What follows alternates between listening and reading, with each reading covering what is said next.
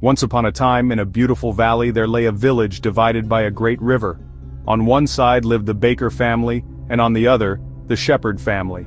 They had once been close friends, but a terrible argument over land had turned them into bitter enemies.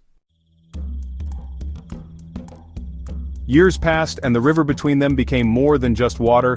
It became a wall of anger and pain. They refused to speak, refused to cross the bridge, and even their children were taught to stay away from each other.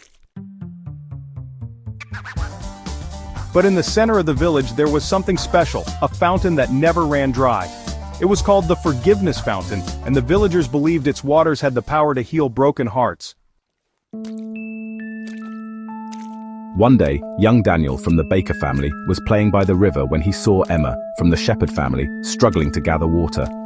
Her bucket had a crack, and every time she tried to carry it home, the water leaked out. And so, a choice to forgive began to take shape in the hearts of the young. Daniel hesitated. He had been told to avoid the shepherds, but something inside him whispered, "Help her." He remembered something his grandmother once said, "Forgiveness is like water, it washes away pain and brings new life." Here, use mine. But our families don't talk.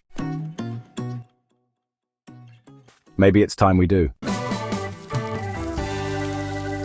That small act of kindness was like a drop in the river, creating ripples of change. Their parents noticed and at first resisted. But one day, Daniel's father, Mr. Baker, found himself near the Forgiveness Fountain, where an old villager sat watching the waters. You know, grudges are like carrying a heavy bucket with a hole. The longer you hold on to them, the more they drain your joy. Why not let go? Mr. Baker sighed. Deep down he missed the friendship he once had with the shepherds. That evening he walked to the bridge, the very bridge he had refused to cross for years, and found Mr. Shepherd standing there, looking at the same sunset. It's been too long. I'm sorry for my part in our fight. I'm sorry too.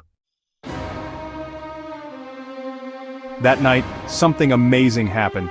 The villagers saw the two men shake hands and word spread quickly.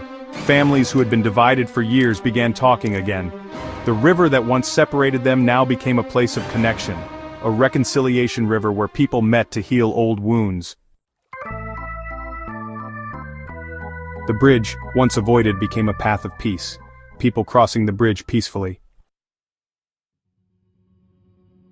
And every time someone struggled with anger or pain, they were reminded, be kind and compassionate to one another, forgiving each other, just as in Christ God forgave you, Ephesians 4:32.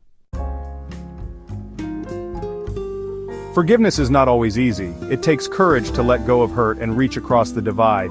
But just like the fountain that never runs dry, when we choose to forgive, we unlock a source of healing that flows endlessly.